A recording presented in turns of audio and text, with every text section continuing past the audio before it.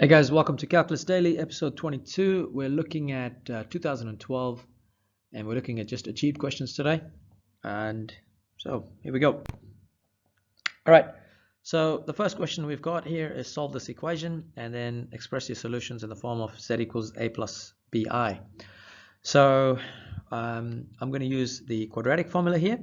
So I've got a is equal to 1, b equals to 2, and c equals to 3. So substituting this in the quadratic formula, just writing down my formula here, minus b plus or minus b squared minus 4ac over 2a. And then when I substitute my values, I've got minus 2 plus or minus 2 squared minus 4 times 1 times 3. And that's all divided by 2. So simplifying this, I'm going to get minus 2 plus or minus 2 squared is 4. I've got 4 minus 12. That's divided by 2.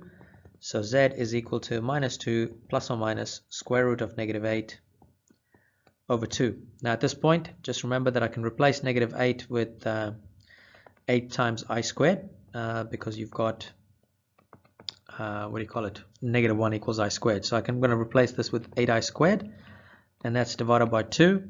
And of course I can do one more step with the 8. I could write it as plus or minus 4I squared multiplied by 2. And that's whole thing is actually divided by 2. So simplifying this now, I've got negative 2 plus or minus square root of 4I squared is 2I multiplied by square root of 2. And that whole thing is divided by 2. As you can see, my 2's are all going to cancel out. And I'll just do that one extra step there. So 2I squared of 2.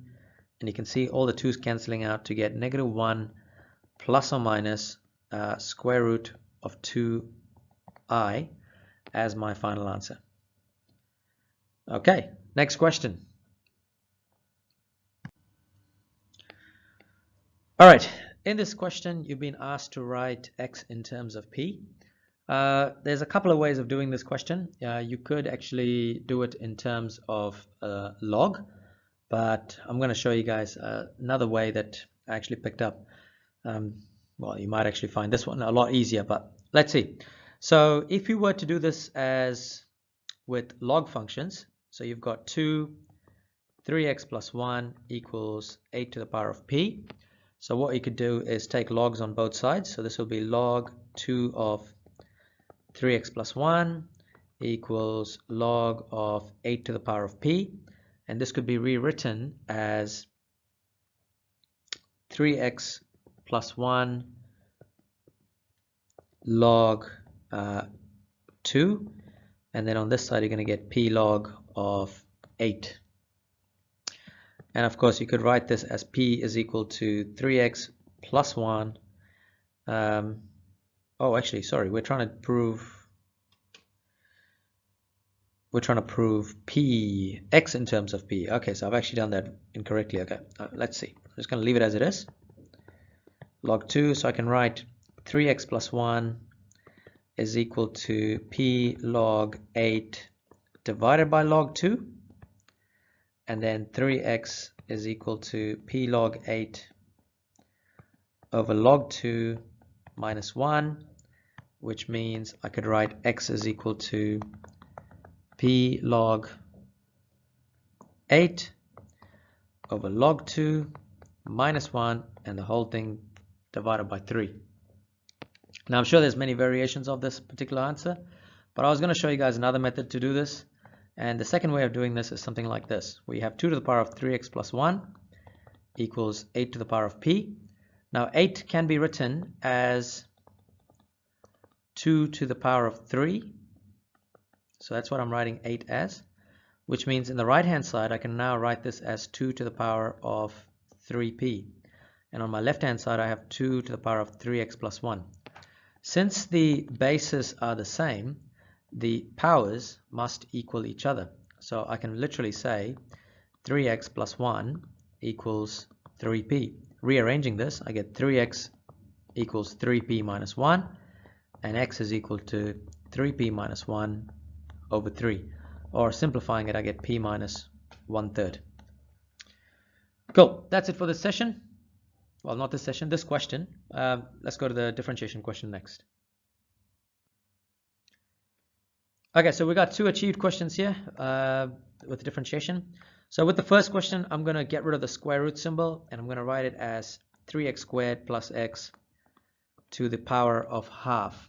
So differentiating this, I'll be using chain rule. So I've got half multiplied by 3x squared plus x to the power of negative half, multiplied by the differentiation of whatever's inside the bracket. And in this case, it's going to be 6x plus 1. And there's my answer for the first one. Now with the second one, I have to use quotient rule. So I'm going to write that up as u is equal to e to the power of x, which means u dash is going to be e to the power of x. And v is going to be x squared minus 1. And v dash is equal to 2x. So I know that with quotient rule, I can write y dash is equal to u dash v minus uv dash over v squared. So this would then be e to the power of x multiplied by x squared minus 1 minus u is equal to e to the power of x multiplied by 2x, and the whole thing is divided by x squared minus 1 to the power of 2. Okay, that's it for the two achieved questions in differentiation, and now we are going to look at the integration achieved questions. So with the integration achieved questions, let's see, we've got the first one is square root of x and 5 over x. So the first step really is you want to write this up into a format that you can actually work with. Now square root of x, that's going to be x to the power of half plus a lot of people end up doing this, making this mistake as 5 over x equals 5 to the power of x minus 1. All right, please remember, if you do that, you're going to get x to the power of 0, and you're going to end up getting the wrong answer. When you have anything integral of 1 over x, if you remember, that's actually ln of x. So I'm not going to do anything to the 5 over x. I'm just going to leave it as it is. Now I'm going to start integrating it. So I've got x to the power of half plus 1 is, so I've got half plus 1 over half plus 1 plus 5 ln of x plus c. Now this I can simplify this as x to the power of 3 over 2 over 3 over 2 plus 5 ln of x plus c. Now if you're having issues with adding fractions, the safe bet in this case is just putting a little bracket to indicate that that's the whole power, and a bracket in the denominator to show that that whole half plus 1 is a denominator. And you can just basically leave it like that. All right, the second part of this question, we've got integration again. Now, integral of sine 2x, that's going to be negative cos 2x, and that will be divided by the differentiation of whatever this is. In this case, it's 2. And of course, negative cos x squared x integrates to cot x.